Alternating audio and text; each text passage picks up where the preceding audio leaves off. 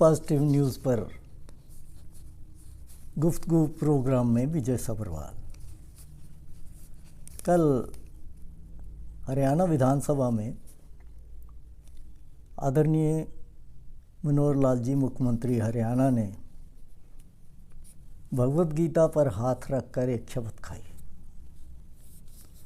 और ये शपथ थी कि अगर HPSC के एग्ज़ाम जो होते हैं अफसरों की अपॉइंटमेंट करने के लिए, अगर उसमें कोई भी अफसर रिश्वत लेता हुआ या पर्ची के ऊपर किसी को सिलेक्ट करता हुआ, यानी कि किसी के रेफरेंस से या किसी की सिफारिश पे, तो उनका कहना ये था कि वो उसको बख्शेंगे नहीं। बात यूँ हुई कि विधानसभा में ये चर्चा चल रही थी कि कांग्रेस के एक MLA हैं रघुवीर कादियान, उन्होंने सरकार पर यह इल्ज़ाम लगाया कि HPSC की जो सिलेक्शन हुई है पिछले दिनों, उसमें पर्ची और खर्ची इन दोनों की खूब चली है। इसका मुख्यमंत्री ने विरोध किया और फिर कादियान जी ने ये कहा कि आप तो गीता के भक्त हैं, तो आप गीता के ऊपर हाथ रखकर शपथ खाइए। तो तुरंत मुख्यमंत्री ने हाथ गीता पर रखा और उन्होंने ये शपथ खाई कि वो इसको इंक्वायर करेंगे और अगर इस इल्ज़ाम में ज़रा सा भी कोई चीज़ निकली तो वो पूरी तरह से एक्शन लेंगे और किसी भी अफसर को बख्शेंगे नहीं। ये तो रही विधानसभा की बात, लेकिन मुझे जो चीज़ अच्छी लगी वो ये कि बड़े सालों के बाद मुझे ये सुनने को मिला कि किसी ने गीता पर हाथ रख के शपथ खाई। ये कभी हम टीवी पे कई साल पहले देखा करते थे कि जब भी कोई ऐसा सीन कोर्ट का आता था तो उसमें लोगों को जो मुल्ज़िम होते थे या जो विटनेस देने आते थे, उनको गीता पर हाथ रख के कसम खिलाई जाती थी कि जो बोलूँगा सच बोलूँगा, सच के अलावा और कुछ नहीं बोलूँगा। और ये बातें पुरानी हो गई थी, लोग भूल गए थे।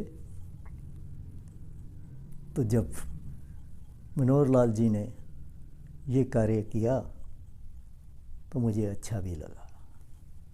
और मनोहर लाल जी वैसे भी गीता के भगत हैं और वो गीता अपने साथ ही रखते हैं। और शायद यही कारण है कि जब से वो चीफ मिनिस्टर बने हैं, उन्होंने कुरुक्षेत्र, जो कि गीता की जननी धरती है, जहाँ भगवान श्री कृष्ण ने कुरुक्षेत्र के पास ज्योतिसर में महाभारत होने से पहले अर्जुन को गीता का संदेश दिया था, उसके लिए उन्होंने जो कुछ भी कर सकते थे, मैं समझता हूँ उन्होंने किया। कुरुक्षेत्र को एक शुरुआत, जो कहूँ कि पुराना जो यहाँ तीर्थ थे वो बड़ी बुरी हालत में थे और उन तीर्थों का सुधार गुलजारी लाल नंदा, जो कि 2 बार भारत के प्रधानमंत्री भी रहे, जब उन्होंने कुरुक्षेत्र से पहली दफ़ा मेंबर ऑफ पार्लियामेंट की इलेक्शन लड़ी और फिर दूसरी बार भी लड़ी, तो शुरू में ही उन्होंने कुरुक्षेत्र डेवलपमेंट बोर्ड की स्थापना करवाई और इन तीर्थों के सुधार की जिम्मेवारी अपने हाथ में ली।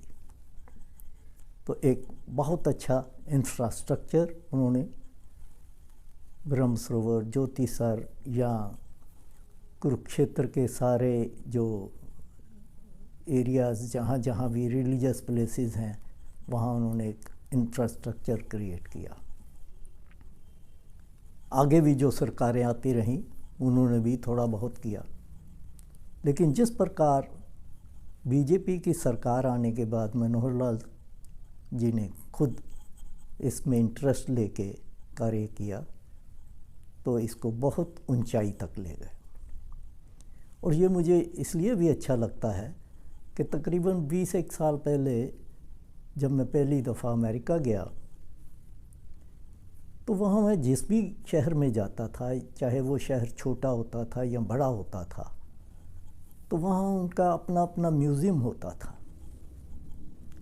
तो मैं वो म्यूज़ियम इतने बढ़िया होते थे, उसमें इतनी हिस्टोरिकल चीज़ें होती थी कि वो देख के मैं हैरान होता था कि भाई उनका कल्चर, उनकी हिस्ट्री बड़ी अभी की है, 300, 350, 400 साल की।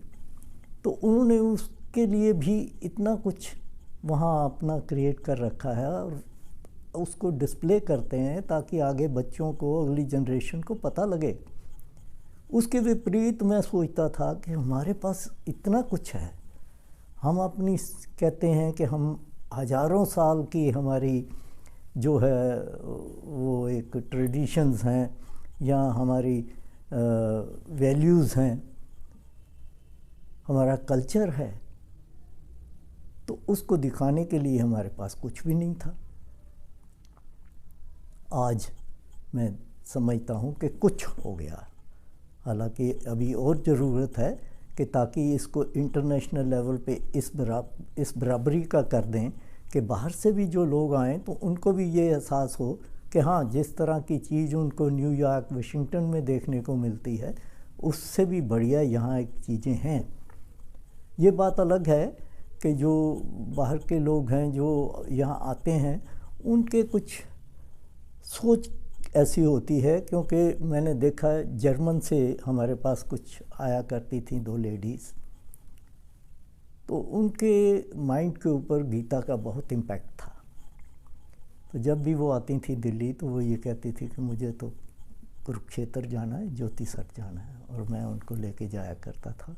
तो उनको मैं लेके आया करता था, ज्योति सर लेके जाता था, तो वो गीता के बारे में इतना कुछ जानती थी कि कई दफ़ा मुझे शर्म आ जाती थी कि ये बाहर के लोग हमसे भी ज़्यादा जानते हैं।